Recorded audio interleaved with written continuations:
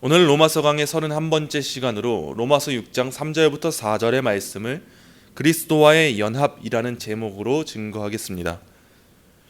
사도는 지난 본문인 로마서 6장 1절 2절에서 등장하는 그 율법 폐기론을 기반으로 한 반론에 대하여서 우리는 그러한 삶을 살 수 없음을 증명하며 우리의 존재가 여전히 죄에 거하는 죄인된 신분으로서의 존재가 아님을 논하고 죄에 대하여 죽은 존재임을 밝혔습니다. 오늘 본문의 앞선 말씀 로마서 6장 1절 2절입니다. 그런즉 우리가 무슨 말을 하리요? 은혜를 더하게 하려고 죄에 거하겠느냐? 그럴 수 없느니라. 죄에 대하여 죽은 우리가 어찌 그 가운데 더 살리요? 아멘. 이제부터 사도가 제시하는 바는 바로 이 말씀을 기반으로 합니다. 바로 이 말씀을 전제로 삼습니다. 참된 성도들은 은혜를 더하게 하려고 죄에 거하지 않는, 그럴 수 없는 존재가 되었습니다. 왜냐하면 우리의 존재가 이제는 죄에 대하여서 죽은 존재가 되었기 때문입니다. 우리는 죽고 있는 존재가 아니고 죽었던 존재가 아닙니다. 죄에 대하여 죽은 존재입니다.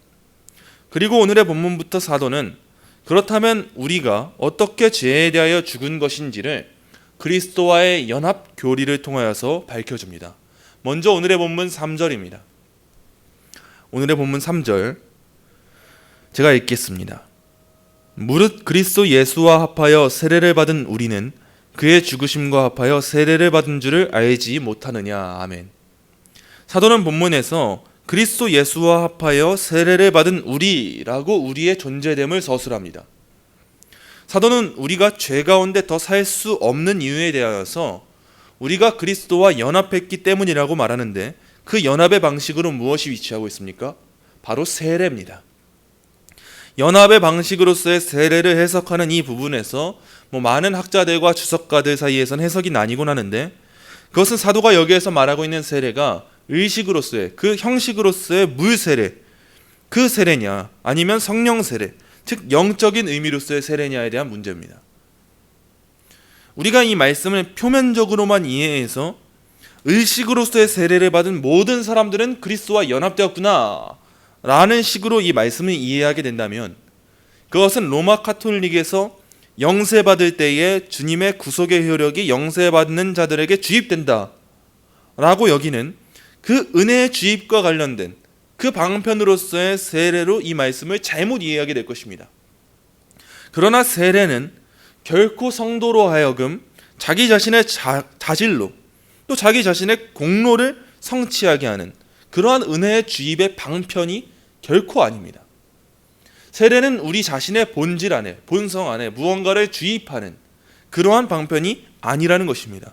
즉 이 말은 우리가 표면적으로 행하게 되는 의식으로서의 세례라고 하는 것이 성도가 거듭나게 하는 방편이 아니며 성도가 제사함을 받게 하는 그 방편이 아니라는 것입니다. 본질적으로 우리를 바꿀 수 있게 하는 방편이 아니라는 거예요. 사도는 이 본문에서 아주 특별한 표현을 사용합니다. 그는 그리스도 예수와 합하여 세례를 받은 우리라고 말하는데 여기서 합하여에 해당하는 헬라어 에이스는 뭐뭐 안으로 뭐뭐 속으로를 뜻합니다. 그렇다면 본문은 우리가 어떻게 세례를 받는다고 말해주는 것입니까? 이 뜻을 살펴서 본문을 해석한다면 그리스도 예수 안으로, 그리스도 예수 속으로 그분께 연합게 되어서 우리가 세례를 받게 되었다고 본문은 말해주고 있는 거예요. 즉 사도가 말하고자 하는 바가 무엇입니까? 여기서 말하는 세례는요, 단순하게 우리의 겉을, 우리의 표면적인 것들을 깨끗게 하는 세례가 아니요, 우리가 진정 그리스도께 속하게 되어서 그분과 연합하게 되어서 성령 하나님의 사역으로 말미암아서 그분과 완전히 우리가 연합하게 되는 참된 세례, 그 거듭남을 허락하는 세례, 그 세례를 뜻하고 있는 것입니다. 사도가 지속적으로 하고 있는 논증이 무엇입니까? 과연 성도가 더 큰 은혜를 받기 위해 죄 가운데 지속적으로 거할 수 있는지에 대한 문제였습니다. 사도는 그럴 수 없다는 것을 우리의 신분의 변화를 통해서 논증합니다. 우리가 왜 그럴 수 없냐? 우리의 신분이 이렇기 때문이다 라고 말하는 거예요. 이제 우리의 신분이 이전과 달라진 가장 큰 특징이 무엇입니까? 그렇습니다. 그리스도 예수와 합하여 라는 말씀이 이제 우리의 존재됨이 첫째 아담에게 연합한 것이 아니요 둘째 아담, 마지막 아담이신 예수 그리스도께 연합되어 있다는 것, 바로 이 말씀이 우리의 존재됨이 어떻게 변화되었는지, 우리가 이제 어떠한 신분이 되었는지를 밝혀주고 있습니다. 그리스도 예수와 합하여 사도는 이것을 우리에게 가장 큰 그러한 우리가 죄를 짓지 못하는 이유로, 근거로 삼아서 우리에게 제시해주고 있는 겁니다. 분명 우리에겐 내지 않은 죄의 잔재가 있습니다. 그러나 사도가 주목하고 있는 건요, 우리 안에 죄가 있냐 없냐, 우리가 부패했냐 아니냐, 우리 안에 내지 않은 죄의 잔재가 있냐 없냐를 주목하고 있지 않아요. 사도가 지금 주목하는 것은 딱 하나입니다. 우리의 존재됨이 지금 어떻게 되었는가, 우리의 신분이 하나님 앞에서 어떠한 존재가 되었는가, 우리는 하나님 앞에서 죄인으로 서게 되는 것인가 의인으로 서게 되는 것인가, 우리는 하나님 앞에서 첫째 아담과 연합되어 있는 존재인가 아니면 예수 그리스도와 연합되어 있는 존재인가, 바로 이것을 주목하고 있습니다. 세상에서도 흔히 자리가 사람을 만든다라는 말이 있지 않습니까? 이 말에 담긴 참뜻이 무엇입니까? 그것은 그 사람의 지위와 신분이 그 사람의 행위로 하여금 그 위치에 맞게끔 열매를 맺게 한다라는 것이죠. 우리는 한국 사람이라는 존재됨과 신분을 가지고 있습니다. 그러나 우리가 미국으로 여행을 간다고 해서 우리의 신분이 바뀝니까? 아니요, 그렇지 않아요. 우리가 미국으로 여행을 간다 할지라도 그 여권에는 그 신분이, 그 국적이 정확하게 밝혀져 있습니다. 우리는 미국을 가서 미국의 햄버거를 먹어도 한국 사람이에요. 여권에 찍힌 우리의 국적은 바뀌지 않습니다. 우리는 죽을 때까지 한국 사람이에요. 미국 가서도 김치 찾고 있는 존재가 바로 우리 한국 사람이지 않습니까? 사도는 아주 쉽게 표현하자면 이와 같은 논지로 우리의 신분을 밝혀주고 있는 거예요. 우리가 주목해야 할 것이 무엇인지, 우리가 진정 놓지 않고 바라봐야 할 것이 무엇인지, 본질적인 문제가 무엇인지, 바로 우리의 신분을 통해서 얘기하고 있는 것입니다. 사도는 우리가 여전히 연약하고 죄성을 지닌 인간이라는 사실을 전제 삼고 있습니다. 그러나 사도는 그걸 주목하지 않아요. 그것을 주목하지 않고 그가 주목하는 바는 그래서 이제 우리가 어떤 신분이 되었는가 하는 문제입니다.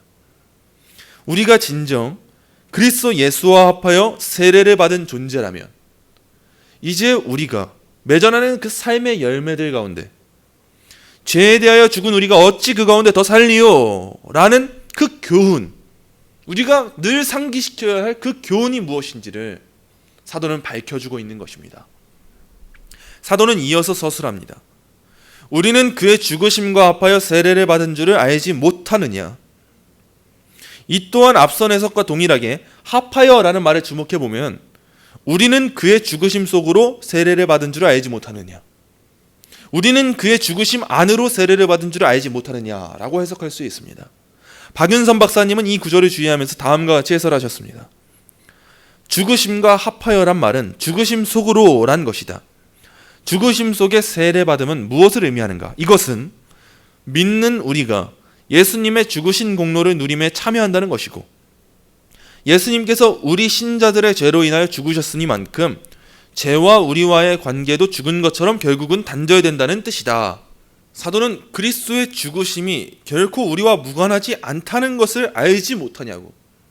우리는 그분의 죽으심으로 말미암아 우리 또한 죄에 대하여 죽은 존재가 되었다는 사실을 상기시키면서 그분의 죄에 대하여 죽으심이 우리의 죄에 대하여 죽음이 되었다는 놀라운 연합의 은혜를 말해주고 있는 것입니다. 우리는 이미 대표성의 원리를 앞서서 살펴보지 않았습니까? 아담의 죄가 우리의 죄가 된 이유가 무엇입니까? 우리가 첫째 아담과 연합되어 있었기 때문입니다. 그러나 이제 우리가 죄에 대하여 죽은 존재가 된 이유가 무엇입니까? 우리가 죽었습니까? 아니요, 우린 죽지 않았습니다. 우리는 무언가의 그 죄의 값을 지불한 적이 없습니다. 그런데 왜 우리는 이제 죄에 대하여 죽은 존재가 된 것입니까? 바로 여기에 놀라운 연합교리가 있는 거예요. 우리가 그리스도 예수와 연합되었기 때문입니다. 이 연합이 없었다면 우리가 받아 마땅한 죄의 삭을 우리 스스로가 감당해야 했을 것입니다. 그러나 그 죄의 삭을 누가 감당하셨어요? 예수님이십니다. 왜요? 이제 그분의 감당하심이 우리에게 적용되기 위함입니다. 예수님이 대표자가 되시어서, 그분이 머리가 되시어서 우린 이제 몸이 되어 그분께 연합하게 되었고, 그분의 이루심은 우리의 것이 된 것입니다. 이제 그분의 감당하심이 성령님으로 말미암아 우리에게 연합되었고 그로 말미암은 유익으로 우리에게 모든 것이 흘러나오게 되었습니다. 그러므로 사도는 말하는 것입니다. 이 은혜를 알지 못하냐? 어떻게 이 은혜를 안다고 고백하면서 은혜를 더하게 하려고 제거한다고 그렇게 말할 수가 있겠냐? 이 은혜를 알지 못하는 것이냐라고 말하는 것이죠. 칼빈은 본절에 다음과 같이 해설합니다. 바울은 또 하나의 원리, 즉 우리가 세례를 받을 때에 그리스도의 죽으심이 우리 안에서 열매를 맺어서 그리스도의 몸과 진정으로 연합된다는 원리를 제시한다. 그러므로 그는 그리스도의 죽으심과의 이러한 연합이야말로 우리가 세례에서 핵심적으로 고려해야 할 사항이라고 가르치고 있는 것이다. 왜냐하면 세례는 단순한 정결 예식이 아니라 우리의 옛사람이 죽었음을 나타내는 것이기 때문이다. 이것으로부터 분명한 것은 우리가 하나님의 은혜 속으로 받아들여지자마자 즉시 그리스도의 죽으심의 효력이 나타난다는 것이다. 이어서 갈라디아서 3장 27절입니다. 누구든지 그리스도와 합하기 위하여 세례를 받은 자는 그리스도로 옷 입었느니라. 아멘. 우리는 그리스도로 옷 입은 자들이 되었습니다. 이것이 바로 그리스도와 연합한 자들이 누리게 되는 특권입니다. 이어지는 말씀 4절입니다. 4절 말씀 제가 읽겠습니다. 그러므로 우리가 그의 죽으심과 합하여 세례를 받음으로 그와 함께 장사되었나니 이는 아버지의 영광으로 말미암아 그리스도를 죽은 자 가운데서 살리심과 같이 우리도 또한 새 생명 가운데서 행하게 하려 함이라. 아멘. 사도는 이어서 그러므로 우리가 그의 죽으심과 합하여 세례를 받음으로 그와 함께 장사되었나니 라고 서술합니다. 먼저 그러므로 라는 말이 뜻하는 바가 무엇입니까? 사도는 그리스도와의 연합으로부터 도출할 수 있는 결론을 여기서 말한다는 거예요. 앞선 1절부터 3절의 말씀의 결론처럼 이 말씀을 이어서 말해주는 것입니다. 우리가 그리스도와 함께 연합했기 때문에 어떤 일이 일어납니까? 우리가 그의 죽으심과 합하여 세례를 받음으로 그와 함께 장사되었나니 우리는 장사된 바 되었습니다. 그리스도께서 죽으시고 장사되지 않으셨습니까? 우리가 만일 그리스도와 함께 죽었다면 그것은 함께 장사되기까지 했다는 것을 의미합니다. 우리가 그리스도께 연합되었다면 그리스도께서 이루신 그 일, 장사되신 일에 우리 또한 연합된 것입니다. 장사되었다라는 것은 무엇을 의미합니까? 더 이상의 생명의 가능성이 존재하지 않는 것, 바로 그것을 의미하는 것이 장사입니다. 우리는 죄에 대하여서 장사되었습니다. 더 이상 죄가 그 생명의 가능성을 지니고 있지 않습니다. 더 이상 완전히 그 죄의 삭시 매장되어 버린 상태, 그 상태에 놓인 자들, 그들이 바로 우리다.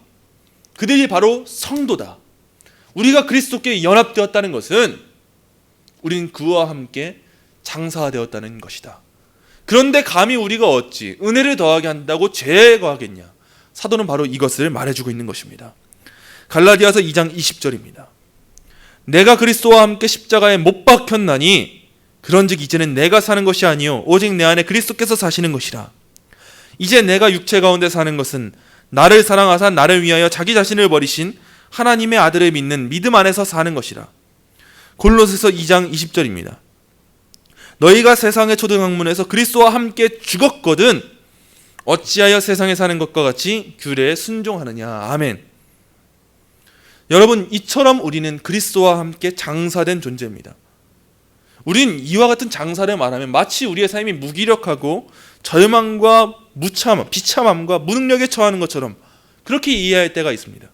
그러나 이어지는 말씀을 보십시오. 사도는 이어지는 4절의 말씀 가운데 다음과 같이 서술합니다. 이는 아버지의 영광으로 말미암아 그리스도를 죽은 자 가운데서 살리심과 같이 우리도 또한 새 생명 가운데서 행하게 하려 함이라. 과연 이 말씀 가운데 비참함과 무기력함과 좌절과 절망을 찾아볼 수 있습니까?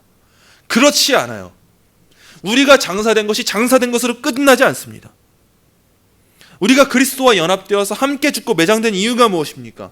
거기서 우리의 삶이 끝맺기 위함입니까? 그렇지 않다는 거예요. 새로운 시작을 위함입니다. 새로운 시작이 우리에게 주어집니다. 그리스도의 죽으심을 주목하십시오. 그리스도의 죽으심이 죽으심으로